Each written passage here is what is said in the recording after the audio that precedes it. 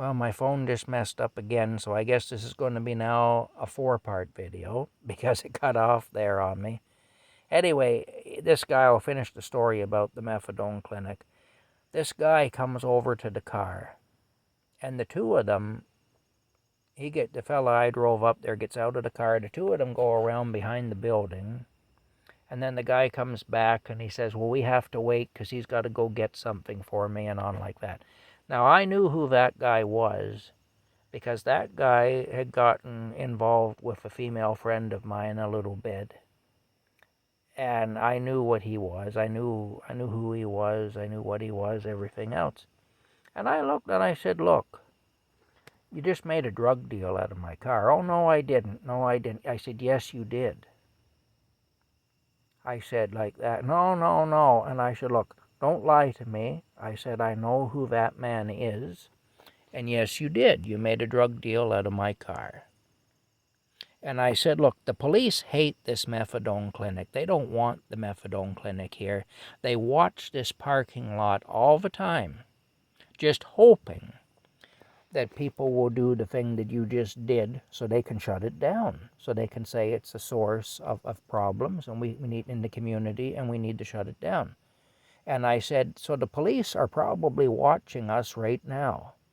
And you just made a drug deal out of my car. I said, I was good enough to drive you up here because I felt bad for you. Walking in the rain. I thought no human being should have to put up with that. No human being should have to do that. And here I am in a nice, warm, dry car. And so I pulled over, I picked you up because I thought that was the decent thing to do. And this guy was kind of a half-arse friend of mine. I knew him through other people I knew and so on. And I wouldn't say he was my best friend or anything, but I certainly had no issues with the guy. I liked the guy, actually. I mean, he was a pretty good guy in some ways, but he had this awful addiction. Anyway, I picked him up. He made a drug deal in my car. Okay? I told him, I said, now you do realize that my car is now going to be on the shit list. I said, I'm now probably going to be harassed by the police because of what you just did. Anyway, I told him, I said, look, you can stay here and wait for your dealer to come back, or you can come back to town with me now. But I said, I'm not going to sit here in my car and wait for that son of a bitch to come back with a package and cops watching this parking lot. I'm not going to do that. And so he agreed to go back with me and to forego the deal. Anyway, never took him up again. After that, I never took him up there. I just wouldn't, you know. And see, that's the thing, eh? So there were times I saw him walking on the road and I just went past him because I was not going to have him making those kinds of deals out of my car. And, you know, sometimes you have to be that way. It's not that you want to be cruel. It's not that you want to be mean to somebody, and it's not that you don't understand that this person has an issue. And, you know, this person has a sickness, an issue, or whatever. I'm sorry the phone's pointing the other way, although maybe it's better if you don't see my face. There's my hand waving anyway. Maybe looking at the wall is better than looking at my mug, I don't know. But anyway, bottom line is, I don't hate that girl. I don't want to see her out on the street. But at the same time, I guess I just wish that she'd take some personal accountability for the situation instead of hiding behind the fact that she's a woman and that she has some mental illness and that and claiming she didn't know what was going on and all the rest of it, you know. I mean, look, when that fella I picked up and took to the methadone clinic, when he made that deal out of my car, I knew exactly what was going on. And if I had have agreed to sit there and wait for that guy to come back with that package, I'd have been a part of it. I didn't want to be a part of that, and I refused to be a part of it.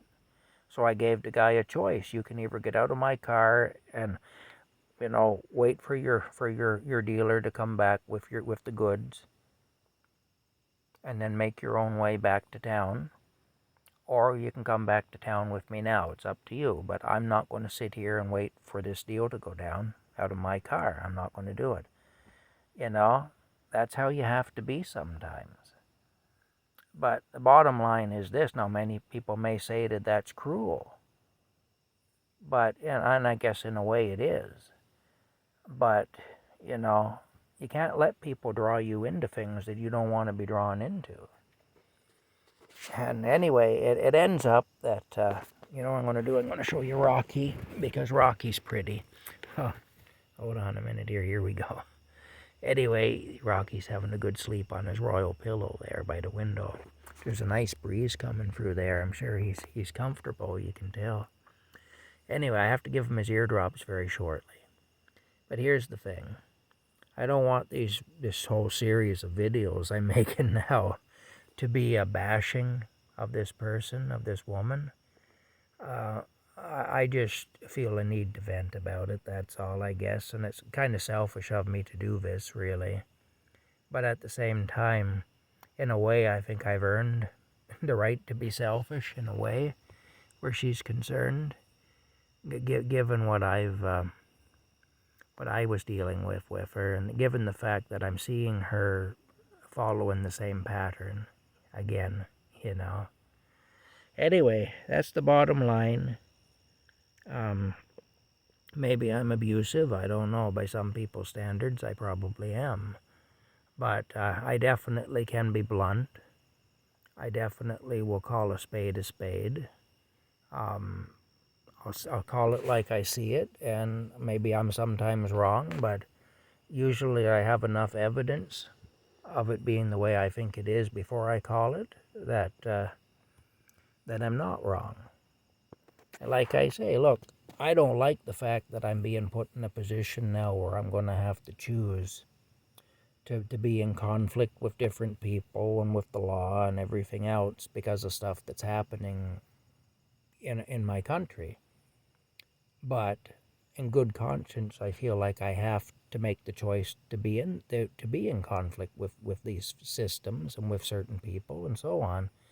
And so the price I'll pay for being in conflict with these people, I'm willing to pay.